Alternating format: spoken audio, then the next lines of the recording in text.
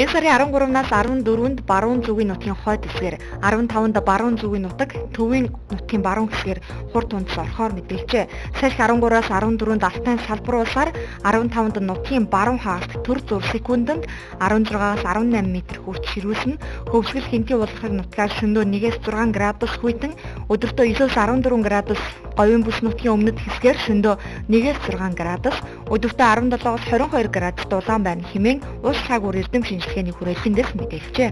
Дэлхийн университет наадмын хүрэл Азийн наадмын аварга, Азийн аварга олон улсын хэмжээний мастер отгон далай өнгөрөгч Бямгарагт эхний тулаанаа хийжээ. Манай тамирчин эхний тойрогтой гоц мөргсөн бөгөөд тулалдсан эхний өрсөлдөгч нь дэлхийн аварга шалгаруулах тэмцээнээс медаль хүртээд буй Италийн домогт боксчин Доминик Валентино байсан байна. Отгон далай тоглолтын эхнээс илүүрхэж 1-р үед шүүгчдээс 9-10 гэсэн оноо авч чаджээ. Сонгуулийн ерөнхий хорооны 2012 оны 7 дугаар сарын 4-ний өдрийн улсын хурлын сонгуулийн дүн айлтгах тухай 136 дугаар тогтоолын Увс аймагт холбогдох хэсэг нь үндсэн хуулийн холбогдох заалтыг зөрчилсөн гэж нэр бүхэн иргэдээс ирүүлсэн маргааныг хэлсэн байна. Хуралдаанаар цэцгийн гишүүний гаргасан маргаан хянан шийдвэрлэх ажиллагаа үүсгэхээс татгалзах тухай тогтоолд сонгуулийн ерөнхий хороо 2012 оны 136 дугаар тогтоолыг гаргахад нэр дэвшигч Хүрлбаатар, Чойжил сүр нарын нэршлиг өргөн мэдүүлэхээс татгалзах хууль үндэслэл бүрдээгүй байсан ба мөн улсын хурлын гишүүний бүрэн эрх хэрэгжиж эхэлсний дараа түүнд холбогдох асуудлаар шийдвэр гаргах эрхийг сонгуулийн ерөнхий хорооны хуулиар олгоогүй байна гэсэн нь үндэслэлтэй болохыг баталж магадлал гаргажээ. Монгол Улсын ерөнхийлөгчийн зарлигаар жил бүрийн 5-10 дугаар сарын 2 дахь 7 хоногийн Бямгарагийг мод тарих үндэсний өдөр гэж зарласан.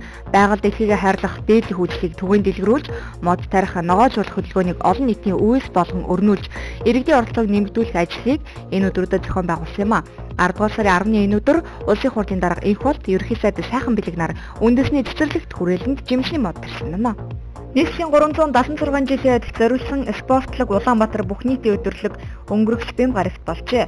Бүх нийтийн өдөрлөгийн зорилго нь биеийн тамир спортын тухай хууль, нийслэлийн засаг дарга Улаанбаатар хотын захирагчийн 2013-аас 16 оны үйл ажиллагааны хөтөлбөр, нийслэлийн эдийн засаг, нийгмийн 2015 оны зорилтын хүрээнд өсвөр үе залуучуудад биеийн тамир спортын үйл ажиллагаанд татан оролцуулах, түүгээр хичээллэж амьдралын хэвшил болгох замаар эрүүл амьдралын хэв маяг, аливаа саад бэрхшээлийг даван туулах бие сэтгэлийн төсвөр хатуужтай шинэ үеийг бий болгоход оршиж байгаа юм байна.